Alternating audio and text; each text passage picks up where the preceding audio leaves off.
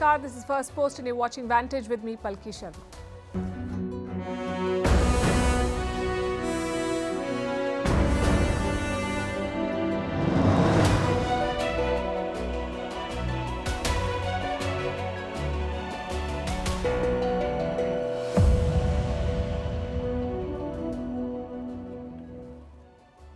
What's Monday without some drama? Tonight we bring you the story of a spy, an Indian official caught spying for Pakistan. He was posted in Moscow. What did he do for Pakistan? How was he caught? And what does this episode mean for India? We'll cover all of that and more. Meanwhile, in Pakistan, the stage is set for the sham election, complete with terrorist proxies pretending to be political parties and leaders campaigning with camels and eggplants. In neighboring Maldives, the embattled president is pressing on with his India out agenda. New Delhi will pull out its troops. In the Philippines, an open war between the current and former president over a constitutional amendment and talk of splitting the country into two. In China, a court has sentenced an Australian to death. In South Korea, another pardon for the Samsung boss. In El Salvador, the man dubbed as the world's coolest dictator claims that he's won the election. In Northern Ireland, they finally have a government after 2 years. In Chile, more than 100 people dead in wildfires. And would you like a home delivery of your new home? You can order one online. That and more coming up. The headlines first. Indian Prime Minister Narendra Modi sets the stage for the general election, says he's confident that he will return to power for a third term. Prime Minister Modi promises big decisions in his next term, including making India the third largest economic power in the world. But Senegal will have to wait for elections. Its parliament debates dealing the presidential poll. On Saturday, President Macky Sall announced the postponement. Elections were scheduled for 25th of February. The polls could be delayed by 6 months or even a year. Singapore passes a new law which can jail sex offenders and criminals indefinitely. Convicts can now be kept behind bars even after their jail terms end. Singapore has tough laws for even minor offences like vandalism, which can be punished by caning. Hong Kong government demands answers over Lionel Messi no-show. They had repeatedly requested the superstar to play a sell-out match on Sunday, but Messi stayed on the bench, leaving 40,000 fans angry. Some of them had paid over $600 to watch Messi in action. And Taylor Swift sings her way into the record books at the Grammys. She wins her 4th album of the year, the most by any artist ever. Miley Cyrus and Billie Eilish were the other big winners. India's Zakir Hussain and Shankar Mahadevan won the Best Global Album.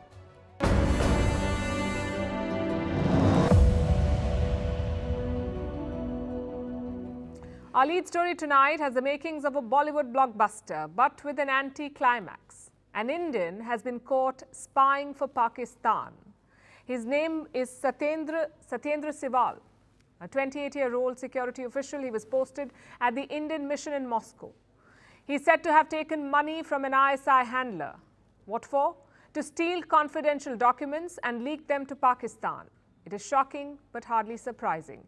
He's not the first Pakistani spy caught by India. He won't be the last. Since independence, both India and Pakistan have spied on each other. There's only one rule in this game. Don't get caught. When you do, all bets are off. Tonight, we'll tell you how this man was caught and what this case tells us about how the ISI operates. That's the Inter-Services Intelligence, the key intelligence agency / Dirty Works Department of Pakistan. ISI handlers use money and honey traps for recruitment. Earlier, such operations were limited to India's High Commission in Pakistan, but now they're being extended to Indian missions in friendly countries too. All they have to do is spot a vulnerability. In this case, it was money. That was the case with Satyendra Siwal. He hails from the Indian state of Uttar Pradesh. 3 years back, he was posted to Moscow. The appointment was done by the MEA, India's Ministry of External Affairs. The ministry runs a Bureau of Security. This bureau recruits security assistants. Usually, they come from the Indian police force, constables and head constables. They're chosen to serve at Indian missions abroad, to look after the security of the mission and the staff working there. That is their job. And in this case, it was a deputation. The tenure is usually for 3 years, out of which an officer must spend at least 2 years overseas. So in 2021, Satyendra Siwal was sent to Moscow on deputation as a security assistant. It's not clear when the ISI turned him. But recently, he came on the radar of Indian security agencies. They got intel that Satyendra Siwal was a spy. They suspected that he was passing sensitive information to an ISI handler. This was linked to India's Defence and Foreign Ministry, also India's military establishment. The charge is that he sold India's secrets to Pakistan and that he was in touch with a female ISI handler who lured him with money. Apparently, Siwal spoke with this handler on the phone on a regular basis. And what kind of information did he give away? According to one report, he had access to intel about the movement and deployment of Indian troops, which is very sensitive information. Siwal's only temptation, we are told, was money. He had multiple exchanges with his handler in Pakistan. On the basis of this intel, he was put under electronic surveillance. And when the details came out, he was grilled by Indian officials. Reports say he has confessed to spying for Pakistan. So the formal charges will follow. And what are the charges against Siwal? Waging a war against the nation. He has been arrested under sections of this act, waging war against the nation. Also the Official Secrets Act. Investigators have recovered 2 mobile phones from him. They're going through his bank account now to assess how much money he got from Pakistan. But our story tonight is not just about this case, it's about the larger pattern. Pakistan is ramping up its PSY-ops. Last year alone, at least 3 such cases came to light. One of them involved a DRDO official. DRDO is the Defence Research and Development Organization. It does R&D for the Indian military. Now this official, who was caught, was accused of passing information to Pakistani agents, and Pakistan has a long history of such operations. In 2017, India recalled 3 diplomats. They worked at the Indian High Commission in Islamabad. Reports say they were targeted for a honey trap, but the bid was foiled. Then in 2010, another Indian diplomat was arrested. She too worked at the Indian High Commission in the press division. The diplomat was accused of passing classified documents to the ISI. And on every such occasion, India's response has been swift. Siwal has been neutralized. But India needs to keep its guard up, because when the ISI is not busy rigging Pakistani elections, it is trying to damage India in every possible way, sometimes using Indian citizens as weapons.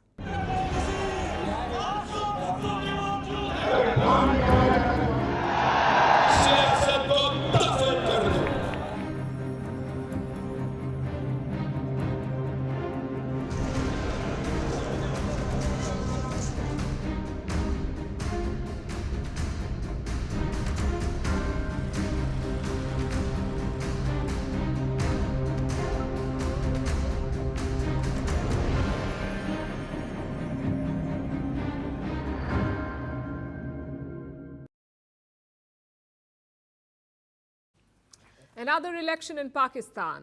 So busy times for their army. A lot of rigging and backroom discussions to be done. The voting is on Thursday, which is the 8th of February, and Tuesday is the final day of campaigning. Both Nawaz Sharif and Bilawal Bhutto are holding rallies. Their rival Imran Khan is in jail, so do not expect a tight contest. But do expect drama. Any campaign's last stage is often the most exciting, and in Pakistan it's no different. So let's look at the top 5 developments. Number 1, the rallies. Nawaz Sharif was in the city of Murree. It's a mountain resort in the Punjab province. It snowed there over the weekend, so the Sharifs arrived to freezing temperatures, yet a lot of people turned up. Thousands of supporters lined up along the streets. Nawaz Sharif treated them to a special. Listen in. मैं आज खुद यहाँ आया हूँ, कोटली भी शामिल है, तो मैं आज कह रहा हूँ आपको, I love you too. और मरी को कह रहा हूँ, मरी, I love you. और लोगों को कह रहा हूँ, I love you too. If you love me, Nawaz Sharif also loves you. Well, the good news is this: Pakistan's army loves him too, at least for now. Bilawal Bhutto also had a couple of busy days. He was in Karachi today. Before that, he was in the city of Hyderabad in Pakistan. In both places, he had the same message: vote for me and bury the politics of revenge and hatred.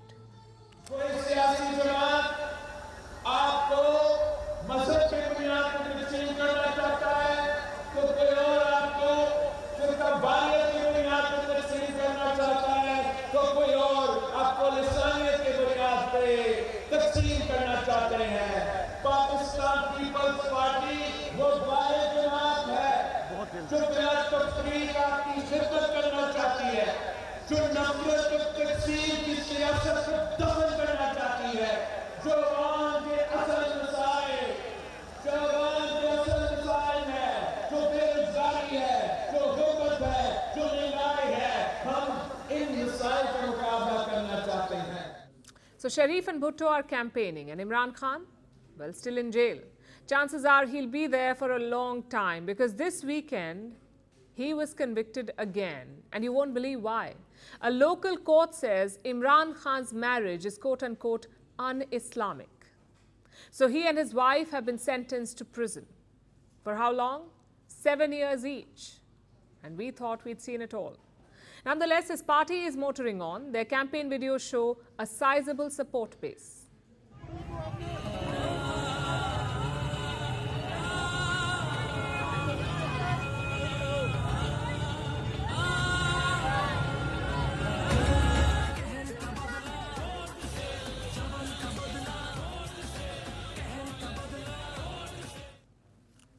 Development number 2, Pakistan's Election Commission has finally woken up. It has decided to rein in the caretaker regime.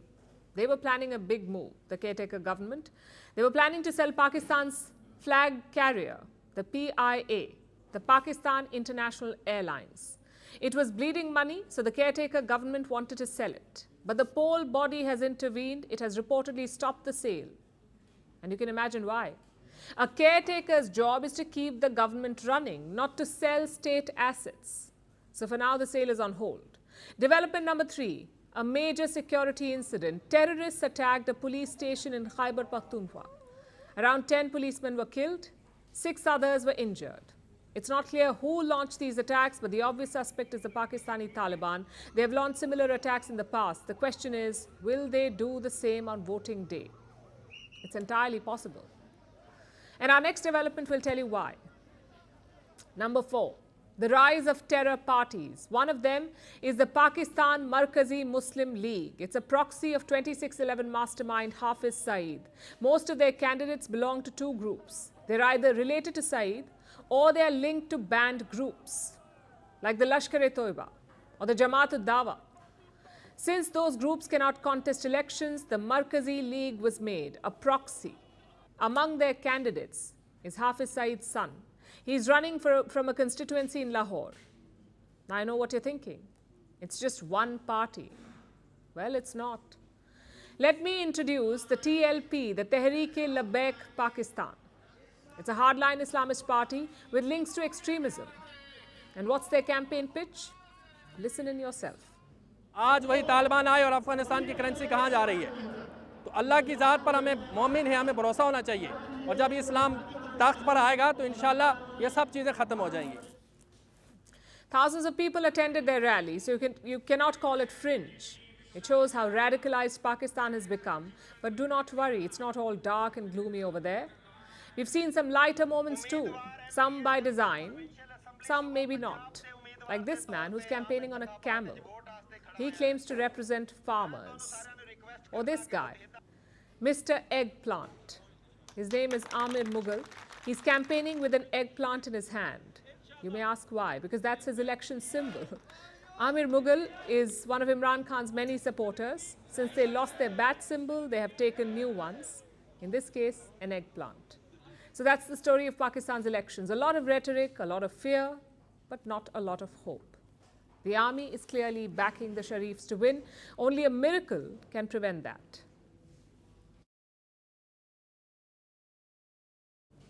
On to the Maldives now. President Mohammad Muizzu has got what he wanted. He asked Indian soldiers to leave his country. Well, they're leaving.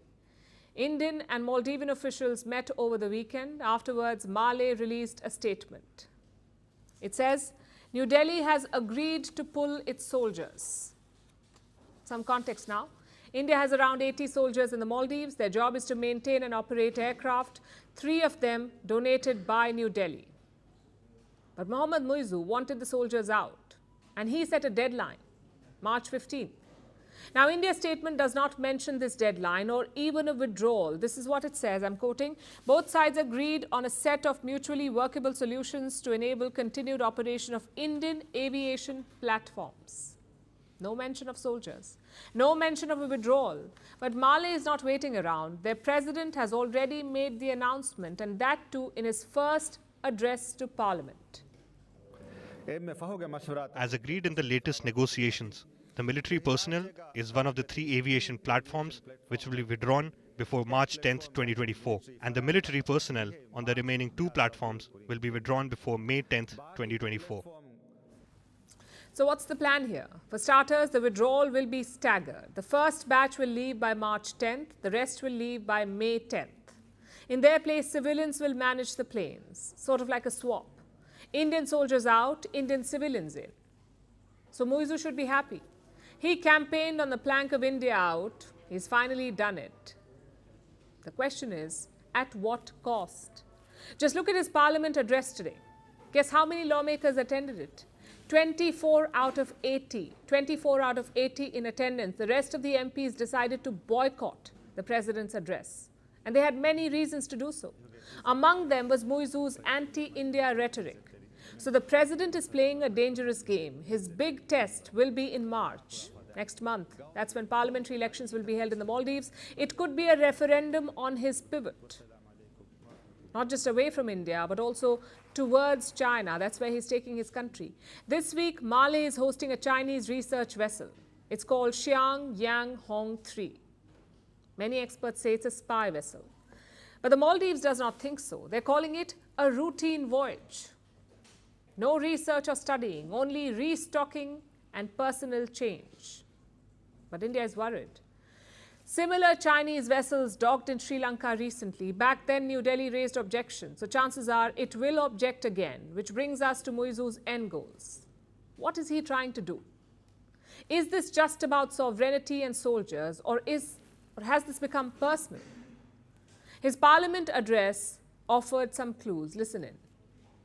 I believe that modern military capability to defend the country by road, sea and air should be strengthened in the Maldives. We have started to do that now, if God wills. The Maldivian Defence Force will soon be able to conduct the surveillance of the 900,000 square kilometer exclusive economic zone of the Maldives 24 hours a day. So Muizu wants self-reliance. He wants a strong military. But why antagonize India for that? Why turn your most important neighbor into a villain? It's a strategy that could backfire. Muizu's opposition has already warned him. That's the MDP, the Maldivian Democratic Party, the key opposition. Their leaders say an impeachment motion is being prepared.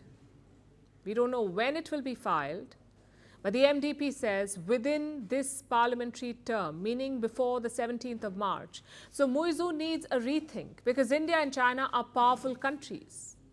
They can handle big power rivalries. But can the Maldives? Can it afford to get caught in between? It's a question for President Muizu. As for India, it's a game of few options really. You can't overstay your welcome in any country. If you do, local sentiments change. So I guess a withdrawal was the only option for India. Having said that, it's not game over because this is a long strategic battle. Sometimes you have to take a step back to move forward. Just look at what happened in Sri Lanka. India played the long game. India helped Colombo when crisis came and now relations are better. In fact, an Indian submarine docked in Colombo last week. The INS Karanj. It's a Kalvari-class diesel-electric submarine. It was in Sri Lanka for the country's Independence Day celebrations. Compare that to China. Beijing wanted to send spy ships to Sri Lanka. At first, Colombo agreed, but when India objected, they stopped the voyage. Sri Lanka has banned research ships for 1 year. So New Delhi has a template to follow. And that template is quite simple. India's commitment is not to Muizu or his party. It is to the people of the Maldives, because leaders come and go, but memories of cooperation and friendship remain.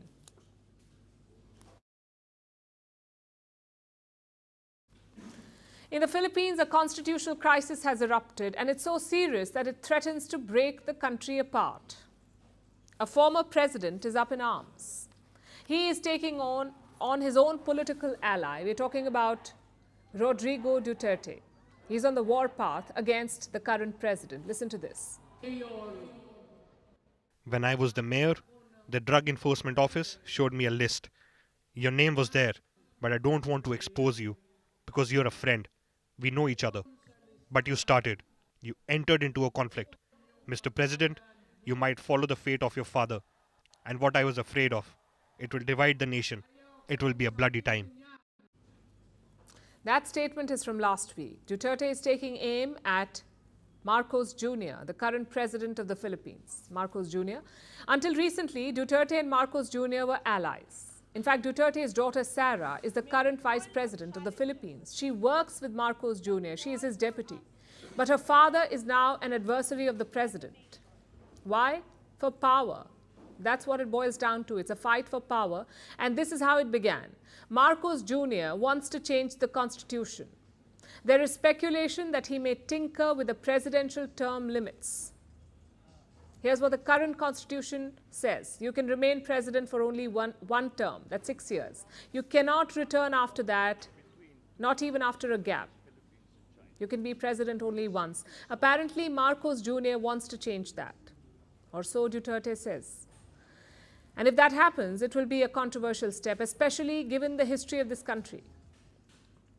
Marcos Jr. is the son of Ferdinand Marcos, the infamous director of the Philippines. He remained in power for 2 decades. His reign lasted till the 1980s. He was ousted after a revolt, a massive uprising against the regime. It led to revisions in the constitution. And term limits were set. You could be the president only for 1 term. This was designed to keep dictators like Marcos Sr. away. But now his son may want to do away with these limits. He's not saying it in so many words, but he's not addressing the controversy either. He's not denying it. All that the president has said is this: he wants to uplift the economy, and the current constitution does not allow it. It does not allow reform, which is why he wants certain amendments. And such statements are only adding to the anxiety. The president says he wants to relax some economic provisions, and the current constitution of the Philippines restricts foreign investment. Marcos Jr. wants to lift these curbs to get more FDI or foreign direct investment into the Philippines. In fact, I have a quote from him. This is what he says: "The 1987 constitution was not written for a globalized world, and that's where we are now. We have to adjust so we can increase economic activity in the Philippines." That's all he's saying for now. But in the past, he has backed the idea of wider reforms. And that's what Duterte says he's worried about. So he's openly fighting the president, calling him a drug addict and hurling abuses at him. Reject. Protect the Constitution. I'm calling now the armed forces and police. Don't forget our civilians. Don't think of one family only. Son of Last week, he proposed something radical. Duterte wants to break up his country. His hometown is an island called Mindanao. It is in southern Philippines. Duterte said a signature campaign is underway in Mindanao. Voters are being asked if the island should be split from the Philippines. Now, these are radical and disturbing developments. And what is Manila's reaction? It may send in the military. The country's national security advisor has spoken. He says, and I'm quoting, "Any attempt to secede will be met by the government with resolute force." The official did not name former President Duterte, but the warning was clearly meant for him. And this is serious. Also because of Mindanao's volatile past. In the Philippines, you see, most citizens are Catholics. But Mindanao has a significant Muslim population, and this island has witnessed decades of fighting. Since the 1960s, more than 120,000 people have died here, mainly due to separatism. In 2017, a martial law was imposed here, and this was after violent clashes had erupted between Islamic separatists and the Philippine army. The island has been a hotbed of ISIS activity too. The movement was violently crushed by Duterte himself when he was president. So by proposing to split the country in Mindanao, Duterte is playing with fire. These are the makings of turbulent times for the Philippines.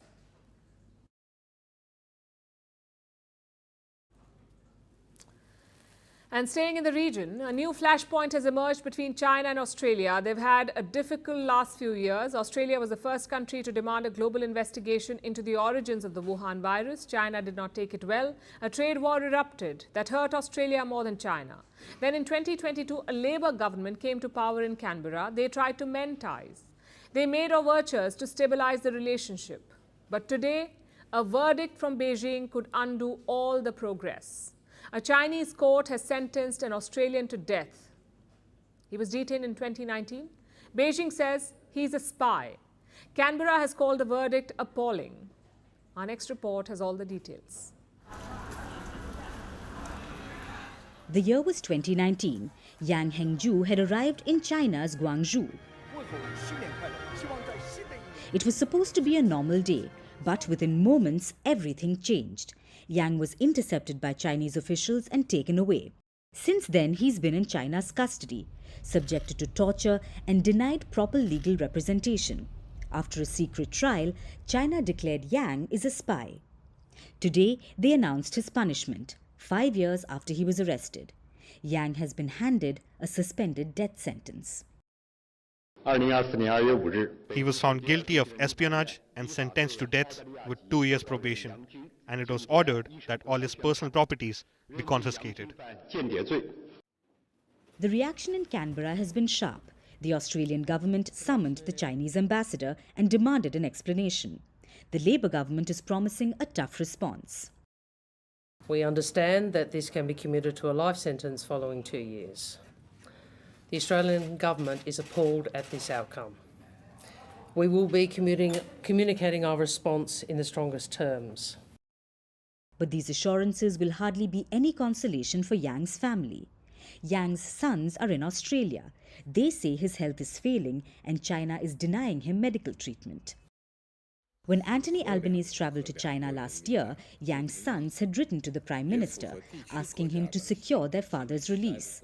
While the visit was fruitful in breaking the ice, Canberra was unable to secure Yang's release, because Beijing wanted to settle some scores. Yang used to live in China. He even worked for the Chinese state at the Ministry of State Security. In 2000, he immigrated to Australia. After leaving China, he developed his reputation as a prominent critic. He spoke out against China's human rights abuses and advocated for democracy. Yang had even written spy novels that featured China's vast espionage apparatus. Before his detention, Yang had become restrained in his criticism. He was being more cautious in his public statements. But Beijing still went after him when they got the chance. China's order put Yang's future in doubt, and the détente between China and Australia in jeopardy.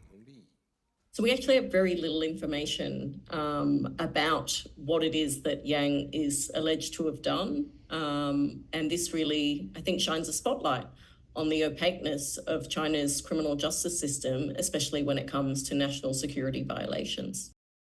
Detention of Australians in China have soured ties in the past. Last year, China released Cheng Li, a journalist. She's now back in Australia after spending more than 3 years in Chinese captivity. Cheng, too, was accused of espionage. Her release would have given the Yang family some hope, but today's verdict has crushed it.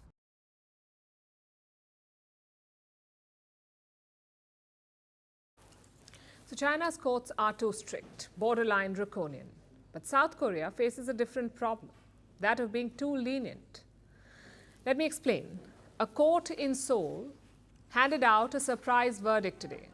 It acquitted Samsung's top boss, Lee Jae-yong. Now, the case dates back to 2015. Lee merged two Samsung affiliates, Samsung C&T and Chile Industries. But the merger was not squeaky clean.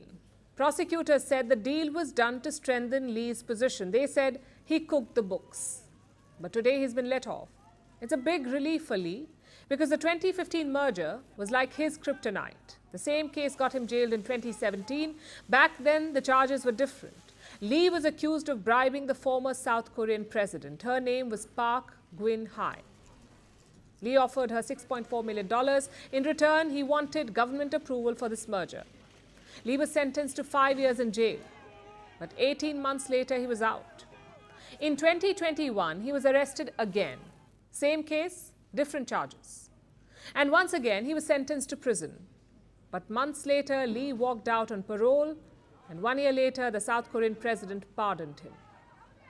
If this isn't fishy, I don't know what is. One man, one dirty merger, many convictions, but somehow he escapes all of it. The question is how? To understand that, we must understand Samsung. For you and me, it's just a company. But in South Korea, it's a lot more. Samsung and its affiliates make up 20% of South Korea's stock exchange, 18% of the entire GDP, and 17% of total exports. I know the numbers are impressive, but Samsung's influence goes beyond statistics. Name any industry, chances are Samsung is part of it. Hospitals, medical centers, schools, textiles, electronics, universities, construction, insurance. Samsung has its fingers in all of these pies. As a result, you cannot escape Samsung if you live in South Korea. It's not just another company, it's part of your daily life. But how did Samsung reach this position? The story begins in 1938. Samsung started out as a grocery trading store. It was founded by this man, Lee Byung-chul. Samsung would produce noodles and export them to China. That was their first business. But the Korean War changed everything. South Korea was devastated by the fighting, so the country had to be rebuilt. And Lee jumped at the opportunity. From the late 1950s, he went on a buying spree. Lee bought 3 commercial banks, a cement company, a fertilizer firm, an insurance company, textile mills, a department store, and an oil refinery. South Korea's policies helped Lee do all of this. Back then, the regime was protectionist. It wanted to help South Korean businesses grow, to shield them from outside competition. Such businesses have a name in Korea. They're called chaebol, basically large family-owned businesses. And Samsung was one of them. By the late 1960s, Lee ventured into the world of electronics. His first product? Black and white televisions. Then came an aerospace division. Then information technology. Then telecommunications and nanotechnology. So Samsung was rising fast. By 1987, Lee passed away. The company was split into 5. Lee's eldest son got the electronics division. His name was Lee Kun-hee. Now, Lee Jr.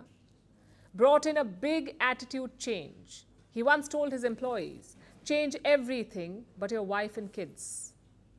And for a while it worked. Product quality improved. The bottom line was looking good. But beneath all that was a toxic corporate culture. For example, bribing was a big problem. In 1996, Lee himself was charged. He bribed the then president of South Korea. His son did the same in 2015. But both father and son were pardoned.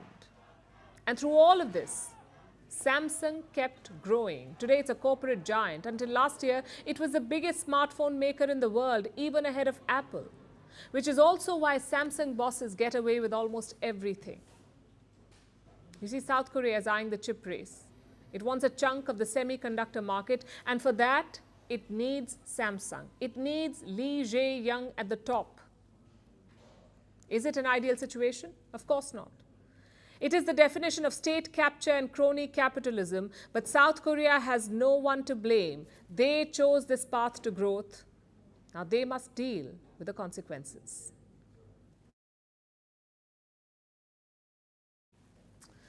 Have you heard of Nayib Bukele?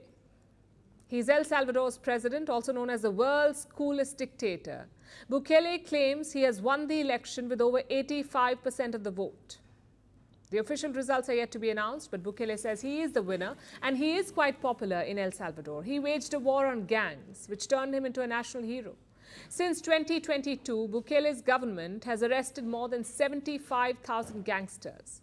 Homicide levels have plummeted to an all-time low. He is by far Latin America's most popular leader, but there are fears of human rights abuses and centralization of power. None of that seems to bother him, though. He says his next target is fixing the economy. Our next report tells you all about El Salvador's unapologetic dictator. A sharp beard, slicked back hair, a glossy leather motorcycle jacket, and a selfie with Lionel Messi. Nayib Armando Bukele Ortez was only 37 when he became the president of El Salvador. An outsider in politics, he now calls himself the world's coolest dictator. Bukele was born in 1981 in the capital, San Salvador. He is of Palestinian heritage. He joined his father's textile business but soon ditched that for politics. He first served as the mayor of a San Salvador suburb, then became the mayor of the capital, and in 2019 he became the president. He rode the popular sentiment, marketing himself as the outsider candidate. He's also a social media whiz. He takes to X, formerly known as Twitter, to talk to voters. He posts on YouTube and Facebook. Unsurprisingly, he's also not a fan of criticism, but his fans love him. The people are devoted to him. He's almost a cult-like personality, often known as Latin America's most popular leader. What makes him particularly popular is his war on gangs. El Salvador has a long history of gang violence. In the last 30 years, it has claimed over 120,000 civilian lives. When Bukele took power, gangs controlled 80% of the country. But Bukele vowed to change that. In 2022, he introduced a state of emergency. 75,000 gangsters were rounded up.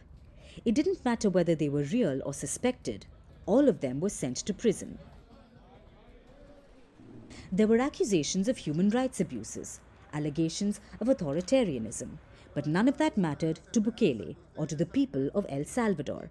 That's because the country's homicide rate has plummeted. It was once the most dangerous in the world. Now it's at its lowest level in 3 decades, even lower than the global average. We have started to defeat our biggest evil. We are on the cusp of winning the war against the gangs. Literally, it's not an exaggeration. It's not a hyperbole. Literally, we went from being the most dangerous country in the world to being the most secure in all of the Western Hemisphere.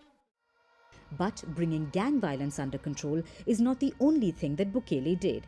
He also had the military storm the parliament. He replaced judges he considered hostile and oversaw the jailing of innocent people. But none of that affected his re-election bid. The official results are not out yet, but he claims to have won with 85% of the votes, a win that he calls a record in the entire democratic history of the world. In all the history of the world, since the existence of democracy, never has a project won with the quantity of votes that we have won. Literally, it's the highest percentage in all of history. The highest difference between first and second place in history. Salvadorians may have newfound peace, all thanks to Bukele's crackdown. But his second term will have new hurdles, like the economy. He may have an overwhelming second-term mandate, but El Salvador's economy is fragile. There is high public debt. Over 30% of the population lives in poverty, and consumer prices are rapidly rising. Salvadorians may be getting used to living without fear, but if Bukele doesn't act fast on the economy, the honeymoon period may soon come to an end.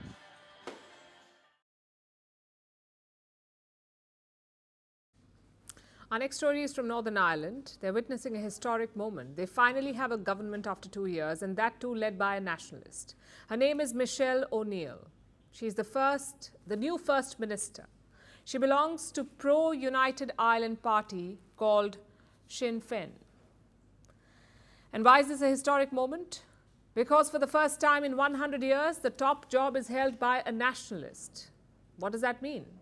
To understand that, we have to go back in history. The year was 1921. Ireland was partitioned. One part was the Republic of Ireland. It got independence from Britain the next year. The other part was what we know as Northern Ireland. It remained within Britain. But tension simmered on between two parties, the Unionists who were loyal to the British Crown and the Nationalists who wanted a united Ireland. These two parties often clashed. By the 1960s, things turned bloody. The police got involved. There was rampant conflict over 3 decades. Finally, in 1998, they signed the Good Friday Agreement, a deal that gave Northern Ireland a unique style of governance where both the sides, Unionists and Nationalists, share power. They run the government together. Whichever side gets more votes elects the First Minister. That's what their leader is called, the First Minister. The side with lesser votes chooses the Deputy First Minister. In 2022, the Nationalists got more votes. That's the Sinn Féin. They swept the polls. It was a significant message from the voters. This party has a violent past. They've been associated with the Irish Republican Army, IRA, a paramilitary organization fighting for a united Ireland. In fact, O'Neill herself has links to the IRA.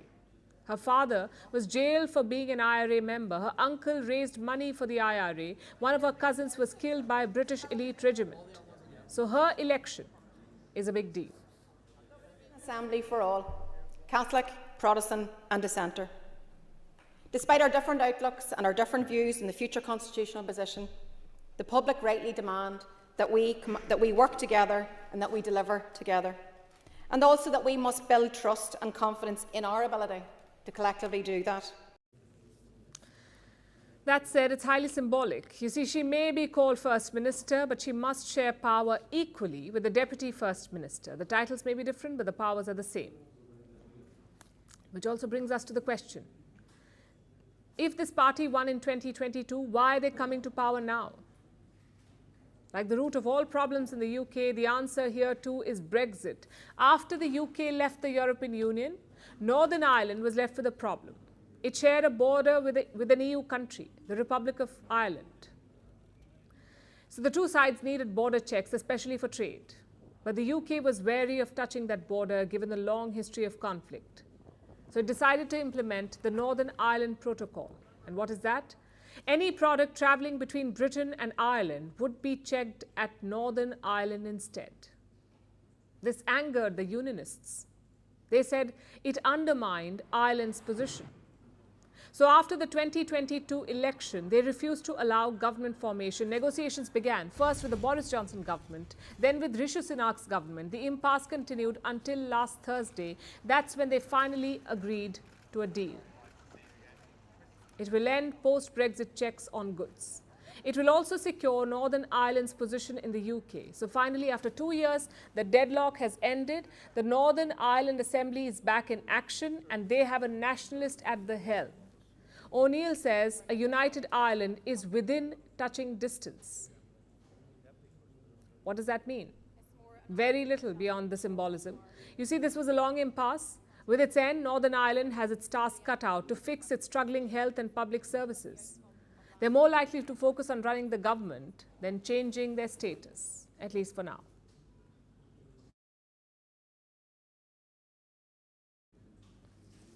Now let's talk about online shopping. You can buy pretty much anything online. Groceries, makeup, bags, cars, and now even homes. If you're dreaming about your home being delivered to your doorstep, this story is for you. And your dream may soon come true because Amazon is delivering houses. They're tiny, foldable, and affordable. You can get them for around $12,500, and if it sounds too good to be true, our next report helps you calibrate your expectations. Picture this. You're scrolling through Amazon, hunting for the latest deals. New gadgets, maybe a quirky mug. And suddenly you stumble upon a section. It says housing. You click on it, and what do you find? Foldable homes. Welcome to the era where your dream home is just a prime delivery away. Because why build when you can unfold? Currently, it's available only in select countries like the United States. It ranges from $12,500 to $30,000. It's foldable, but once upright, it's just like a small home, with 2 bedrooms, 1 living room, 1 bathroom, and a kitchen. There's full electrical wiring, hot and cold water, drainage, and insulation pipes. A TikToker who bought it says it took about 20 minutes for 5 men to fully unfurl the house. So are these foldable homes really the answer to our housing woes? Or are we falling into the trap of convenience gone crazy? First, imagine a home being just clicks away. Home ownership is a monumental process. This reduces it to just a click. Hit buy and check out. The question is, should any life-changing decision come with 2-day shipping? Imagine unboxing your new home like a giant Lego set. You're not just building a structure, you're constructing your future. And let's not overlook the potential hazards. DIY home construction may sound cool, but one misplaced move and suddenly your living room is also your dining room. But there are some pros. These are easy to assemble, which means they're easy to take down as well. You can travel with them, and they're also more disaster resistant, which means they can survive storms, floods, hurricanes, and excess snowfall. So the idea of purchasing a foldable home may seem appealing. After all, it's like an adventure. You can get lost in a maze of multiple options and multiple configurations. But it does raise some important questions. How much do we value our living spaces? Are we sacrificing the sacred process of building homes for convenience? Will foldable homes be a revolution in the housing market or just another fold in the world of consumerism and convenience?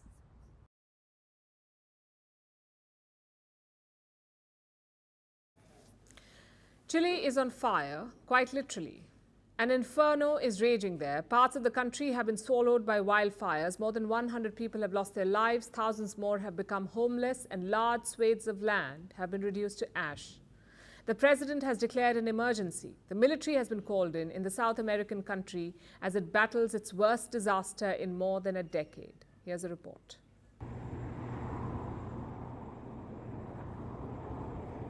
This is what large parts of central Chile look like. Neighborhoods scorched, cars and vehicles charred, and over 100 people dead. Hundreds of others are still missing. Chile is facing its worst disaster of the past decade. Given the tragic conditions, the number of victims will surely rise in the coming hours. The fires are sweeping through hilly areas. Plumes of smoke were seen rising from buildings and forests, blanketing the sky.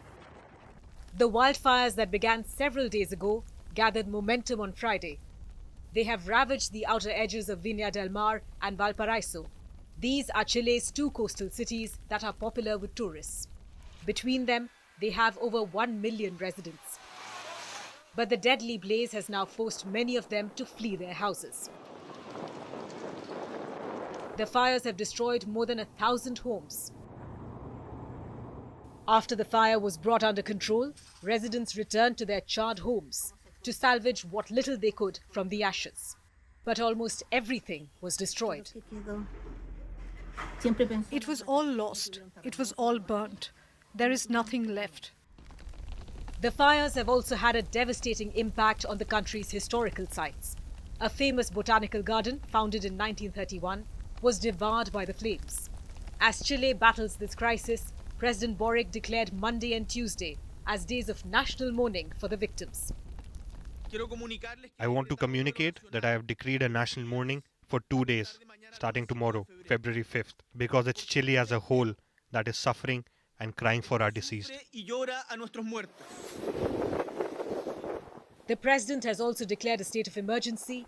Authorities have imposed a nighttime curfew to bring the situation under control. There are currently more than 160 active fires burning across the country. That's according to Chile's National Disaster Prevention and Response Service. Firefighters are battling to quell the fires, but unusually high temperatures, low humidity, and high-speed winds have made their task difficult. The military has also been called in to help the firefighters, with helicopters dumping water to douse the raging flames. The fires come as Chile battles a summer heatwave. The capital, Santiago, is sweltering. Temperatures have climbed above 33 degrees Celsius in the region.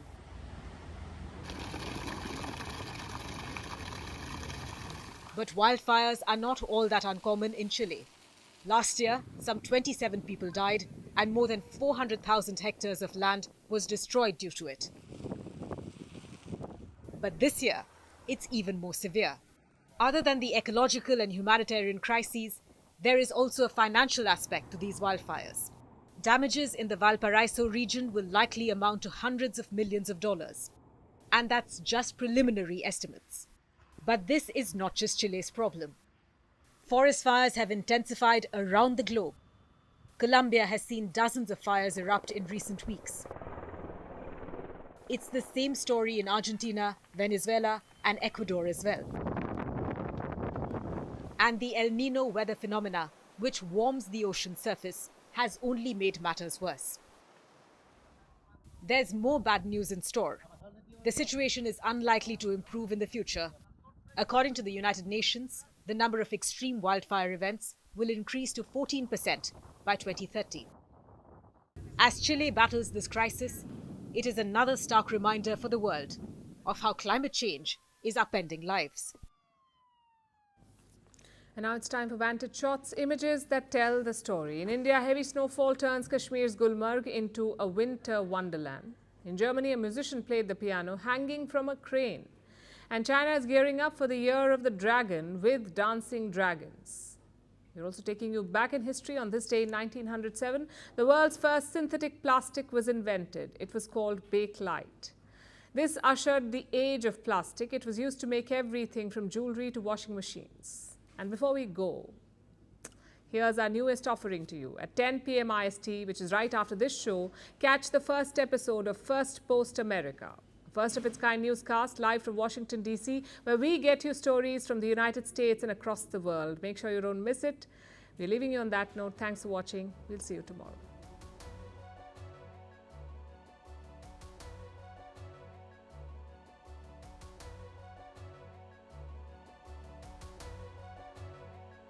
Special characteristics and properties of resinoid products. For the manufacturer, artist, designer, and amateur craftsman, they have opened up a new field of wide possibilities. And for the public, new means of decoration and service.